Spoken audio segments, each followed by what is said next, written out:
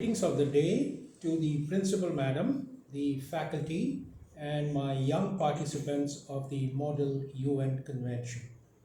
I'm here to speak on peacekeeping, but before that, let me give you a little about myself.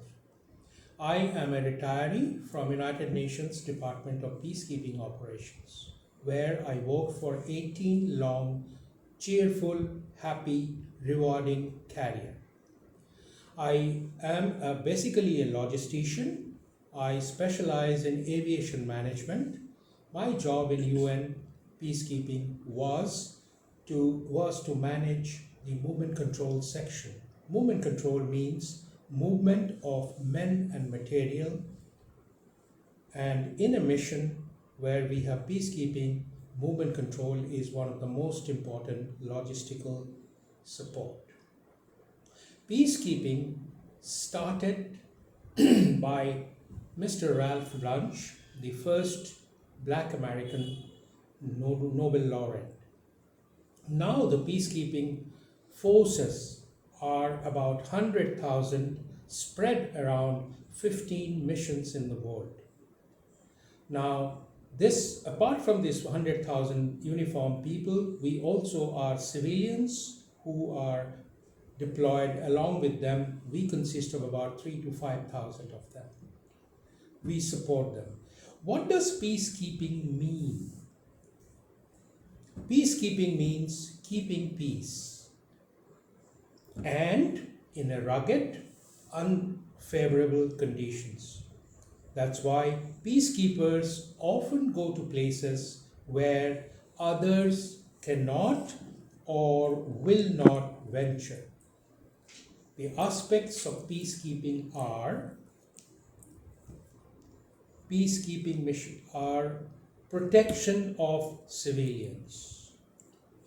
Wherever there is a fight or a war or clash, the most affected are the hapless civilians. There we are to protect them. The next thing that we do with peacekeeping is resolution or containment of conflicts between varying parties.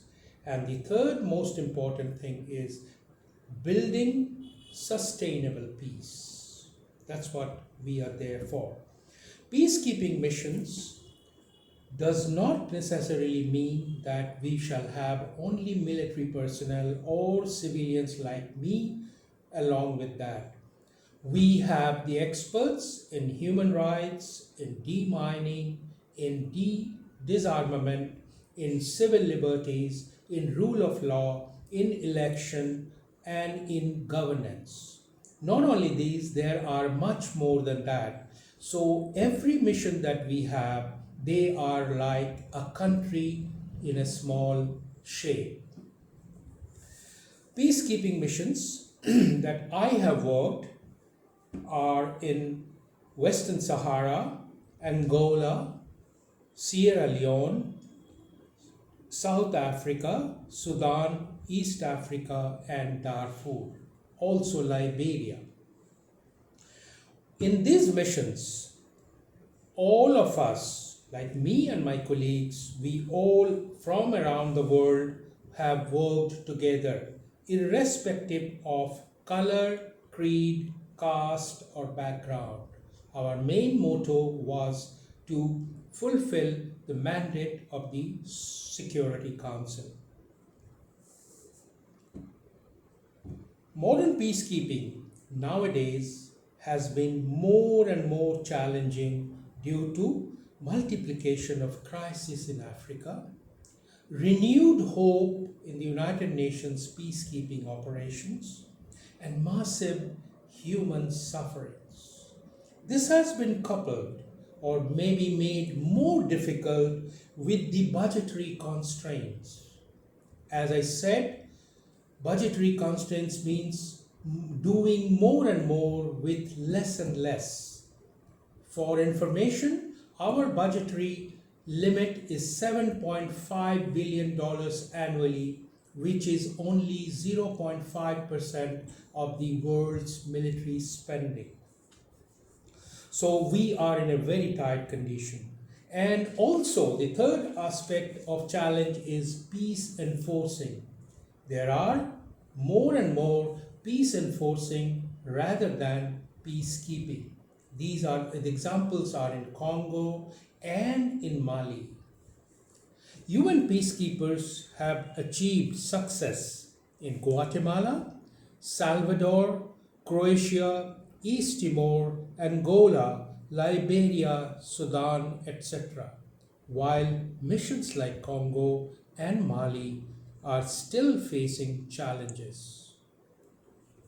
In spite of the hardships and dedication, we are in peacekeeping receiving flags due to the sexual misconduct of some of the peacekeepers in uniform.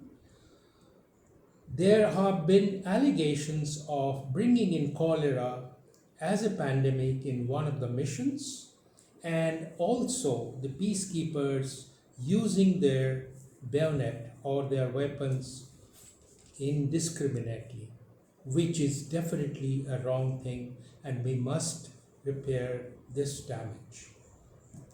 Before I close this, I must mention that although UN has been much maligned, much criticized for being too slow in the process of peace and achieving too small a reward, but tell me honestly, is there any other alternative that UN? In conclusion, UN does not provide you heaven, it just helps you to stop sliding into hell. So, my dear friends, stay peaceful and stay safe. Thank you very much.